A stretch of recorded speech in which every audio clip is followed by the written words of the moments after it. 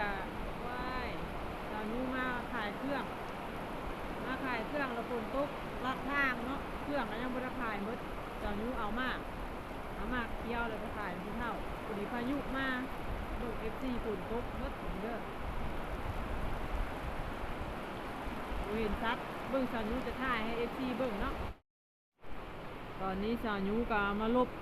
อยู่โรงเรียนห้างแห่งหนึ่งมันเป็นโรงเรียนห้าง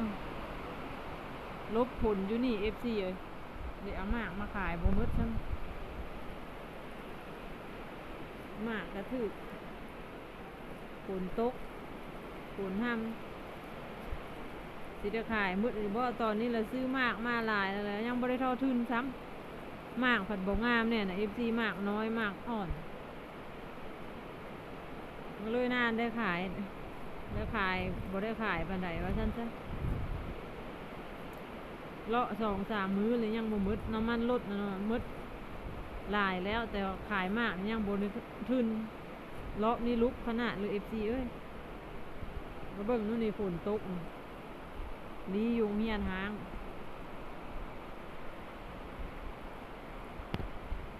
รถกระตากฝนบ่มีบ่อนจอด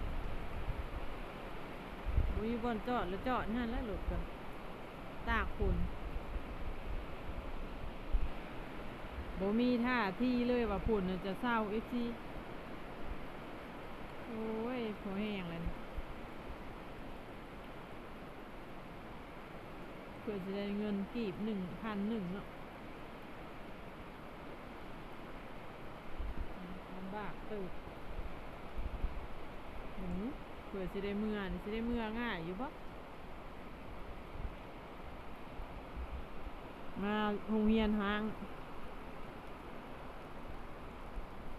แล้วย้อนมีบ่อนซนผลเดี๋ยวนอนมีโรงเรียนห้างอยู่นี้พันสั้นแหละเจ้าสิไปรีอยู่ไส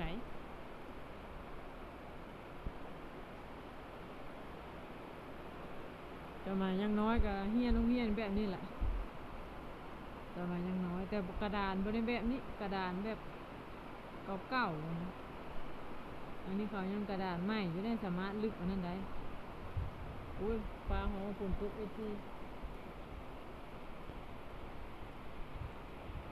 ฟ้าฝนฟ้าห้องตอนนี้ปิดคลิปก่อนถ้าฝนเช้าน่าจะหลายชั่วโมงเติบเพิ่งเขาเจ้าทางป่าเขาสิเฮ็ดปลูกสวนมันทางป่าไม้ทิ่มจะเสียดายป่าไม้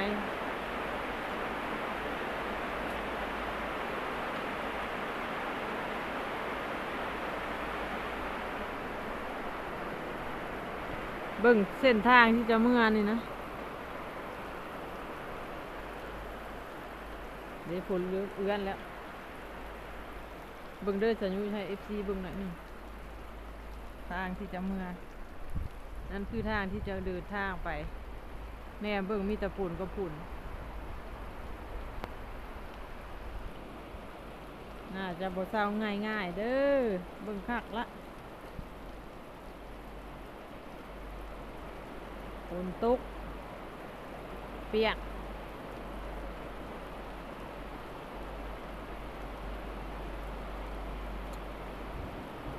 โอ้ยฟ้าห้องช่วงที่ทาบฝุ่นก็เจอน้องๆไปเก็บเฮ็ดมาลีผลคือเดียวหมู่1-2 หมู่ก็ได้ละเฮ็ดปวกอันนี้อันนั้นเฮ็ดเพียงหน้าเฮ็ดบดนี่เบิ่งคักๆนี่คือเฮ็ดปวกใกล้เขาบอกแล้วปีกมันเลย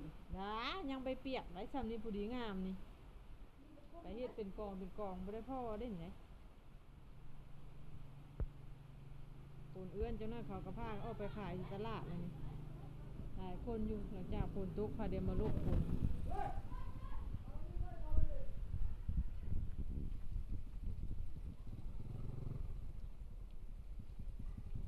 หลายคนอยู่มาลบฝนน้ำกันรถไถนะเขาไปใช่รถไถ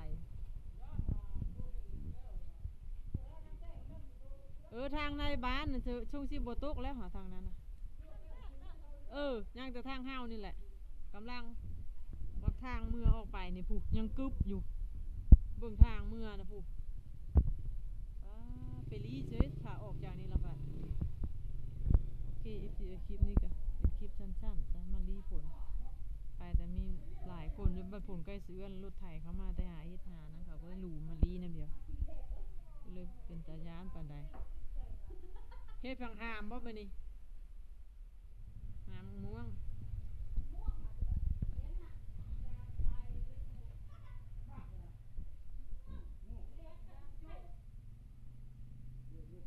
ถ้าได้ย้างออกนอกคนละบัดนี้เนาะนี่เมื่อแล้วทางนั้นก็เข้าบ้านละหามถ้าเดินหามก็นะพูดทางเมื่อนี่แหละเราหกผูกเบิ่งทางเมื่อนะป้าเบิ่งเนี่ยข่าวปานเพียงผูกคือเดียวฮะแหละเบิ่งทางนะข่าวอยู่ในเมื่อนะเลยไปแล้วบริหลังจากนั้นพวกเธอฮันเดปิวหมดแล้วหลังจากนั้น